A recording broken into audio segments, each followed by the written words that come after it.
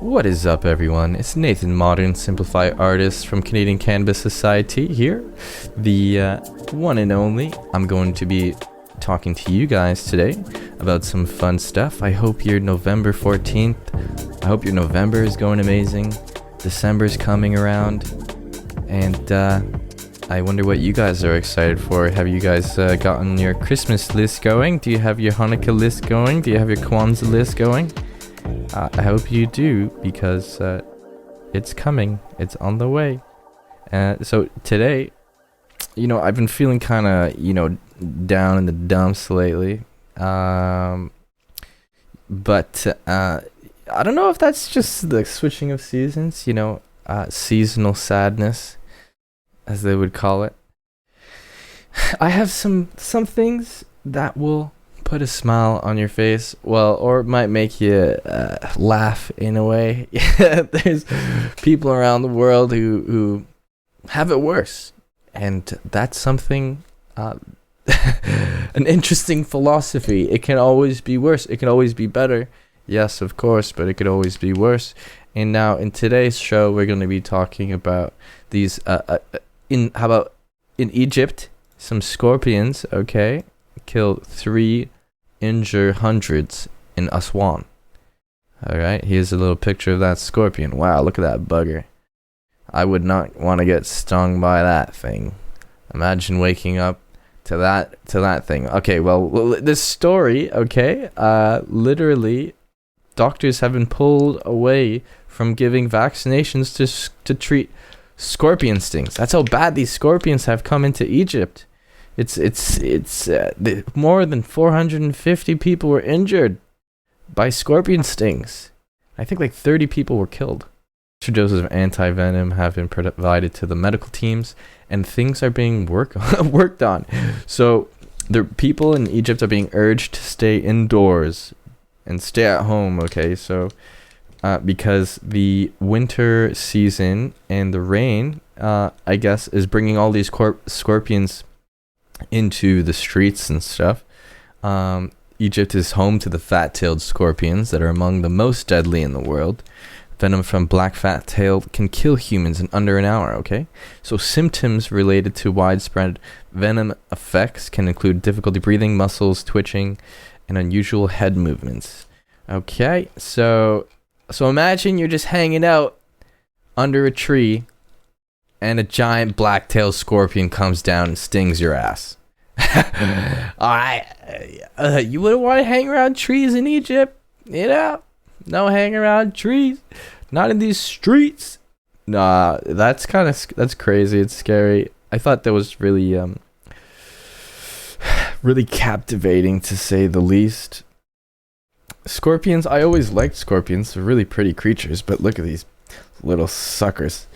Imagine facing, what would you use to combat a scorpion attack? You just would you pull out your golf club? Imagine it's just like a war between like scorpions and the humans, and it's just like a giant, like, okay boys, you got like this militia rebels against the scorpion scum. And they must be removed. And this is what's happening in Egypt today. Alright? This is what is happening. The hail and the thunderstorm in the area near the Nile River on Friday was particularly violent, and that's what caused the war of the scorpions and the Egyptians. Hope the humans prevail. The scorpions killed more people than Travis Scott concert. The scorpions are a problem. Sue the scorpions. Okay, let's move on, alright? Speaking of suing people, this New Hampshire student suspended for only 2 gender comment sues the school. Okay, so it's a hot topic, in our zeitgeist, in our information age. We are mostly in universities, so talking about gender and different type of genders. It's trickled down into the elementary and middle schools and other types of education systems. And in New Hampshire, a student athlete is suing his school district after he was suspended from a football game for allegedly expressing his views that there are only two genders. Okay. So he got suspended, and now he's gonna sue the school. You know, you'd think that this was gonna go the opposite way. Okay, even I was expecting this to go the opposite way. I was expecting, someone who got misgendered to sue the school. But here, the Portsmouth Herald reports the lawsuits filed last week said that the suspension in September was in violation of the student's constitutional right to free speech in the New Hampshire Bill of Rights because he expressed his religious beliefs. It's religious to only have two genders? The plaintiff is also aiming to prohibit enforcing Exeter High School's gender non-conforming students policy because of what he says is infringement of his First Amendment rights. I mean, if he has a case, fight for your right. If a lawyer, that's interesting. I don't think it was the kid's idea, to be honest. I think there was someone who heard it and was like, oh, listen, we got a little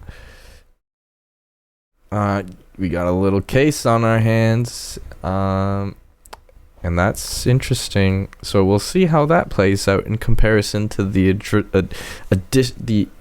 traditional, as you would call it, cases where you have the opposite genders misjudged. Okay, now I'm getting Rittenhouse vibes from this article where this kid is like, I'm gonna exercise my rights. Like that Rittenhouse is like, I'm gonna exercise my rights to protect myself, and I'm gonna exercise my rights to protect myself. And you know what? It's interesting because now we're in this game of like, okay, there's new things coming into play, and there's old things being put into play. And you have a discussion and argument that goes into the legal systems and employs lawyers and employs teachers, and that's our world that we live in. Speaking of the world that we live in, new prison riot in Ecuador leaves 68 dead. New prisoners fighting in the riot would have been scared, I think. That would have been a very, very scary time. Okay, 68 inmates dead in Ecuador prison, police said Saturday in its latest unrest. I don't want to say that Guayaquil jail, was the scene of September riot, which killed 119 prisoners, okay? That's crazy. That is like that's upwards of 200 people in the past 2 years that have been killed. This is like going to be a haunted prison after. Yeah. God, I wouldn't want to be there. It's kind of graphic, but this isn't an 18 plus podcast. So if you're just listening, they're showing the prison, and there's some blood on the wall of it looks like the wall that looks to like the exit, like the exterior wall. It looks like maybe someone was trying to escape and they stopped him. And then the next picture is a close up. And then the last picture is of just family members crying, or people crying in the streets. I've actually Googled it and done more research in this. It's a really crazy time. And then you can get, I think it's crazy. I think a lot of people are going to say who cares? Like, it's not my problem. Ecuador, that place is crazy. That place is screwed up. But, for me, these people, we are all connected, right? Like, it's easy to ignore, but at the same time, it's good to know what's going on around us and be conscious of these things, because we don't get news from other places in the world. It is a fact that our governments are blocking news from other countries, especially with COVID weighing in, and I can't imagine how much COVID has covered up. And last but not least, we have 800 Ethiopians killed. This is the last thing I want to touch on, because this report comes from February, but in November is when this apparently took place of 2020. 800 Ethiopians were killed after defending the Ark of the Covenant. I have a particular obsession with the Ark of the Covenant because there's so many stories surrounding it. But I believe the 10 Commandments are supposed to be in there specifically. And I'm sure things not even to our knowledge have been put in there. And, it's something that 800 people killed. That's a huge deal. Like, how can this just go under the radar? It was in Axum, Ethiopia.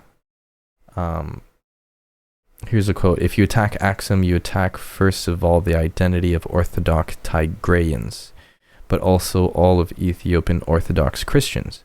Which is why I'm like, why isn't this in more news? Like, what?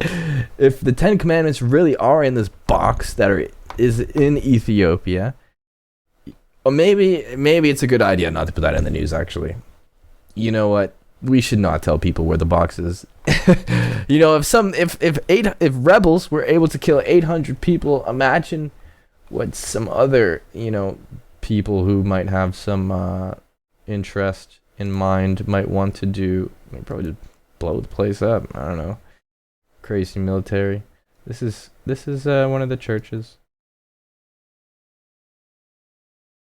Super cool. Shout out to all the people who risked their lives for the Ark of the Covenant.